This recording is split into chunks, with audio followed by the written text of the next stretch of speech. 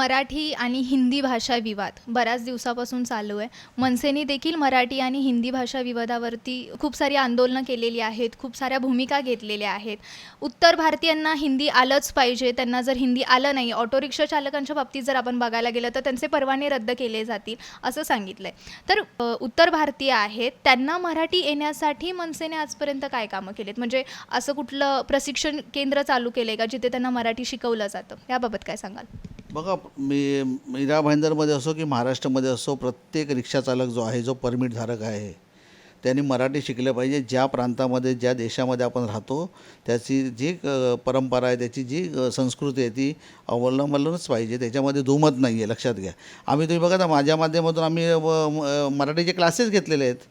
लोकांना आम्ही पुस्तकं दिले, लोकांना आम्ही आणि किती UP वाल्या त्या बोलायला लागलेत, काका, मामा, आका, काका सगळे बोलायला लागलेत. लक्षात घ्या. तुम्ही बघा, मी प्रताप सरनाईक साहेबांचं मनापासून कौतुक करतो याच्यासाठी की त्यांनी कुठे ना कुठेतरी वाचा फोडली. लक्षात घ्या, प्रताप सरनाईक साहेबांचे चुका किती आहेत हे काढण्यापेक्षा त्यांनी चांगलं काम केलं ह्याची पण स्तुती करणं गरजेचं आहे.